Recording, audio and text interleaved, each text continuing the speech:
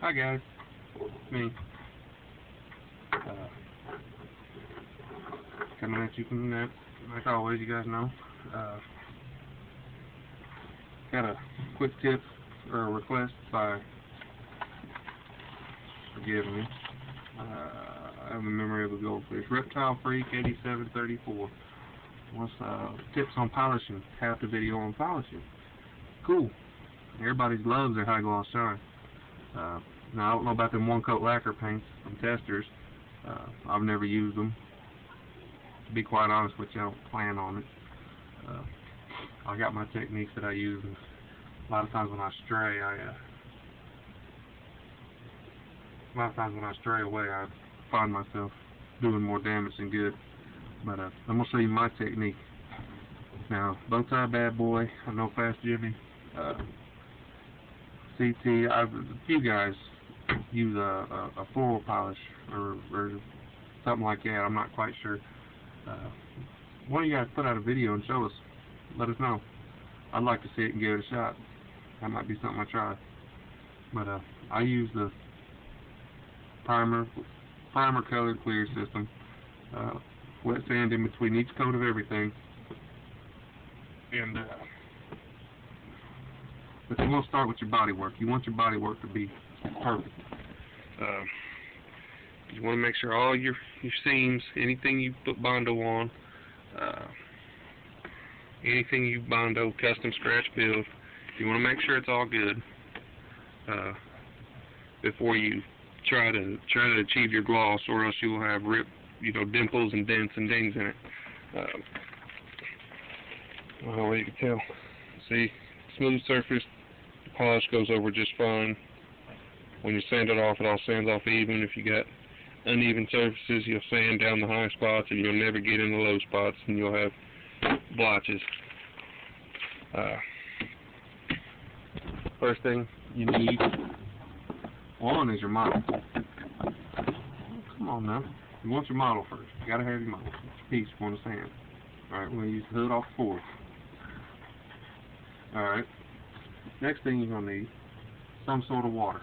I've got a bowl of water that I use. Some stand under the sink, some don't even use water. This is how I do it. Next, you're going to need sandpaper. We're going to start, for the polishing, you're going to use 1,000, 1,500, and 2,000. Okay? Get your 1,000 grit of sandpaper. Then you have 1,000. You're going to get it, soak it in the water for a few minutes. Take the piece you want to sand. Get it wet. And then just very gently sand all the way around, even circles, even around. You want to be careful when sanding though. Don't put too much pressure on one spot or on edges or on ridges. Just kind of float your fingers over it until you have an even amount. Take it, rinse it off, and let it dry. I have a blow dryer I use. Let it dry. Apply your next coat of layer, primer or color, whichever step you're ready for. Repeat this step with your color. After you put your first layer of color on, use 1,000 wet sand. Apply your second coat of color. Move to 1,500 wet sand. After that, you can apply another coat, or you can move to the clear. Apply your clear. Wet sand with 1,500, all entire vehicle. Clear coat again. Wet sand with 2,000. Here you have a choice. Now, as I said with the body work, you gotta make sure your body work's good before you do the second choice. You can either clear coat again after your final 2,000 grit wet sand. You can clear coat it again, and that will give you a nice shine.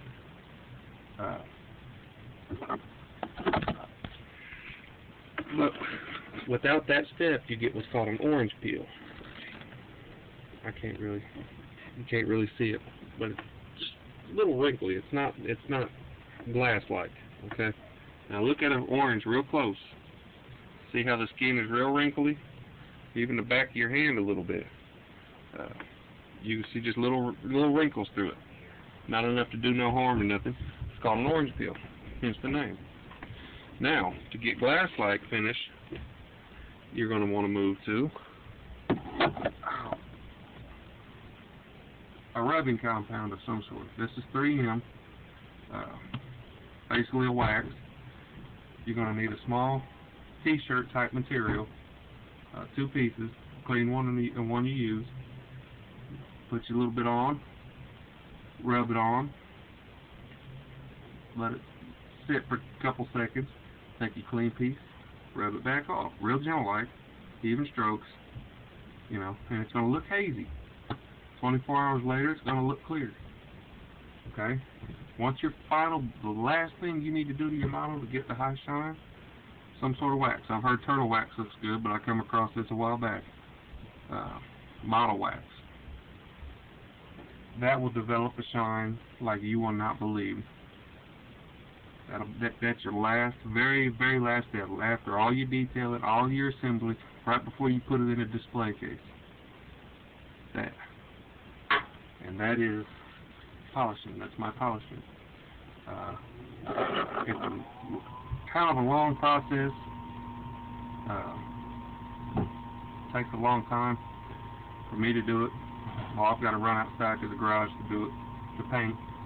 But after you do it quite a couple of times, you'll figure it out. And another tip: get your divider, label all the different grips, cut your paper up into squares that fit in there, because you don't need nothing but that much. That's really a huge piece to do a model with. I tear this size in half. But always label what you cut. 800 grit, label every piece. 2,000 grit. You don't want to get going wanting to use an 800 grit piece of paper, grab a 400 grit, and knock your paint completely off. See, they're both black, and when they're wet, they feel the same. So you want to label them. That's another tip. That one's free, no charge. But about it. Let me know if you understand it. And as always, look back in some of these other Bass Jimmy, Big Block Love, Wazy Man, Gecko Man's put out some tips, Fly Fry. Look through, just go channel surfing, look through a bunch of older videos. You'll find some tips. That's how a lot of these other guys have gotten going, putting out their tips. So that'll help you out a lot. And just remember, you're not going to have a perfect model every time. You got to build, you got to practice. Practice makes perfect. So if your first polish job was horrible, the next model you start, make it better. That's all you can do. But that's it for now. I'm going to go ahead and sign off here. It's your boy Chevy Ken 86, coming to you from that town, Indianapolis, Indiana. I hope this helps you. Let me know what you think. If it helps, it helps. If it didn't, I'll try to do better. Let me know. Peace.